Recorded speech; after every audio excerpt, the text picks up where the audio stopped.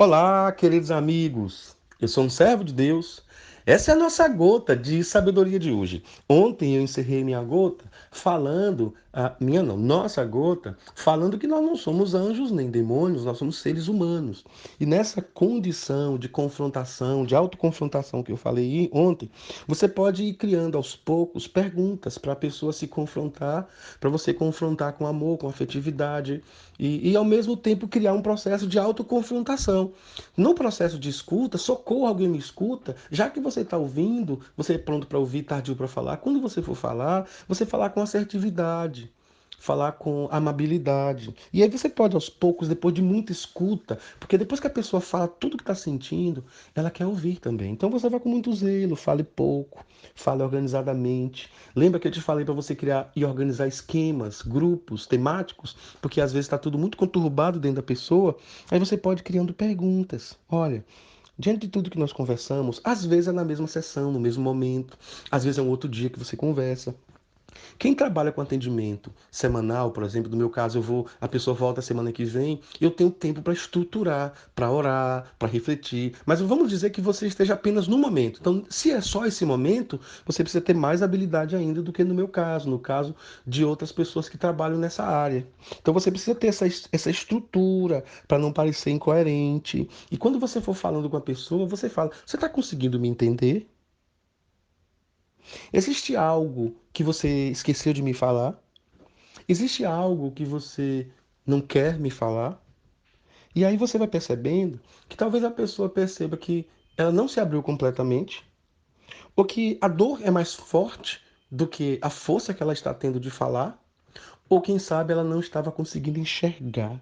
Então, num processo dinâmico, você precisa levar a pessoa a descansar. E a Bíblia diz assim: olha, vinde todos que estáis cansados, oprimidos, sobrecarregados, eu vos aliviarei.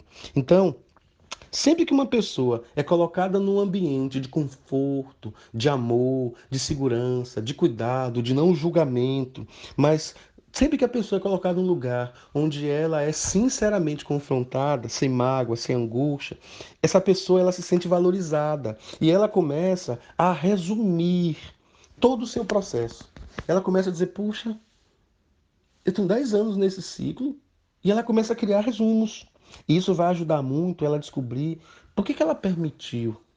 Será que ela não entrou num ciclo vicioso de feridas? Será que ela não se acostumou a criar explicações, autoexplicações? Será que ela não foi aos poucos desenvolvendo uma capacidade de, de, de atração? As pessoas estavam perto dela porque ela está sofrendo. Então, ela se tornou uma pessoa viciada no sofrimento. Talvez essa pessoa falou muito durante a vida toda. E aí ela só falava, aconselhava, ajudava, mas não tinha ninguém para ouvi-la. Ela não confiava em ninguém. E isso, na minha visão, é perturbador. Então, sempre perceba e leve a pessoa a entender de fato quais são os seus problemas. Quais são as suas estruturas? Quais são seus pontos fortes, seus pontos fracos? Quais são as suas negligências? Quais são as áreas que você consentiu? Quais foram os seus principais problemas? Quais foram as dores que você se tornou viciado? Então você vai quebrando o gelo dessa pessoa. Você vai concentrando ideias, você vai tirando esse sentimento disperso, você vai criando estrutura de mentoreamento, você vai aos poucos fazendo a pessoa investigar um pouco mais as questões temáticas. Ela vai descobrindo que pode profundamente fazer resumos e apagar coisas que não precisavam estar dentro dela. E mais do que isso, ela vai descobrindo que cada sessão, cada encontro é um momento de refazer, de reestruturar e não apenas de reformar. Então, quando o Tiago diz esteja pronto para ouvir, Tiago está declarando que um ser humano que quer escutar o outro precisa se aprontar. Quando você vai para uma festa, você não se apronta. Você faz uma maquiagem, você coloca uma roupa, você olha essa roupa tá boa, essa roupa não está. Você se prepara para ir para a festa. Então, quando você vai ouvir alguém, você precisa se preparar para ouvir esse alguém. E aí, para aquela pessoa é como se fosse um tipo de festa. Você diz assim: para essa pessoa eu preciso me comportar assim, isso é se aprontar. Aquela pessoa, ela não respeita, ela não tem facilidade com autoridade. Então, para esse tipo de pessoa, você tem que ser de uma forma. Aquela pessoa é uma pessoa muito vulnerável, muito carente. Para essa pessoa, você tem um outro tipo de preparo. Eu me lembro que fui conversar com uma pessoa e aconselhar essa pessoa, uma pessoa querida. Eu tenho amado muito essa pessoa. Mas um dia eu descobri que quem matou o pai dessa pessoa, desse meu querido amigo, foi um pastor.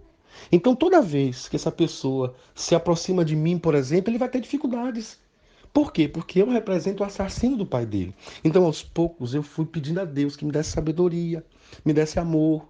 E hoje nós somos amigos, estamos congregando no mesmo espaço. E é uma pessoa que eu aprendi que ele precisa de um pastoreio diferente. E eu peço a Deus que me dê capacidade, integridade e amor para que eu não seja inconscientemente o assassino do pai dele na mente dele. Deus, obrigado, Senhor, porque grandes coisas o Senhor tem feito por mim, por nós, e por isso estamos alegres. Te agradeço por essa série, Senhor. Te agradeço muito, em nome de Jesus.